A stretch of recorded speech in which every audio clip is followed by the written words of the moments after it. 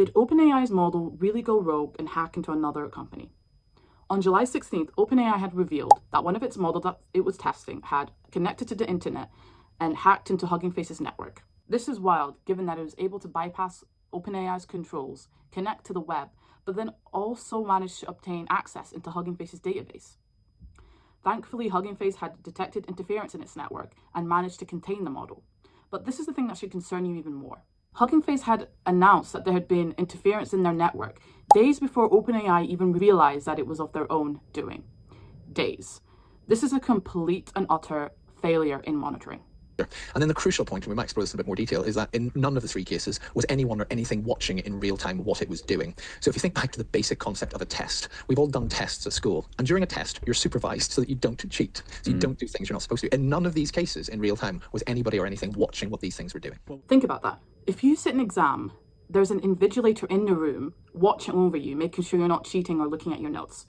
OpenAI ran a test on its own model with nobody watching it in real time. Of course it's going to cheat.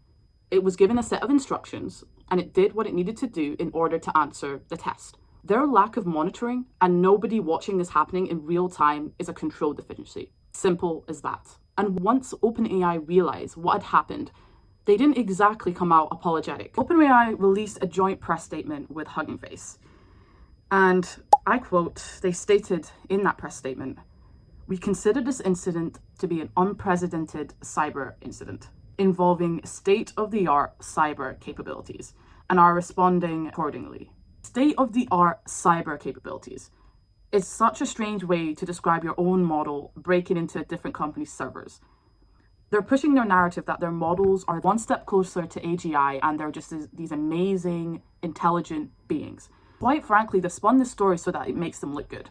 It's almost like their models going rogue is like some sort of marketing tactic or something, which is insane given they've basically admitted, number one, that they lack the proper controls and have let their model go off and run on a tangent. But what if I told you their model didn't actually even go rogue? I mean, don't take my word for it. That's what the cybersecurity experts are saying. OpenAI was testing its model's cyber capabilities. So framing that their model just randomly decided to hack into a different company's database is completely false. On top of that, going rogue is basically a flashy tech term for something called goal misalignment. It's basically when AI acts in a way that goes against what we intend it to do. OpenAI did not intend for its model to hack into Hugging Face. At least I hope so.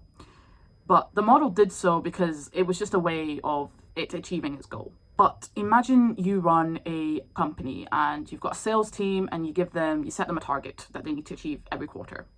But instead of your team selling to real customers, they're creating fake customer accounts and fake sales just so that they can hit that quota.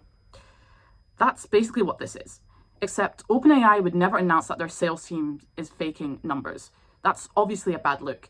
But when it's their AI that's doing the exploiting, suddenly it's like this sort of flex. In the middle of all this, OpenAI is offering 80% off tokens on its top models. The timing is interesting. There's been growing noise about whether token usage translates into a measurable return on investment.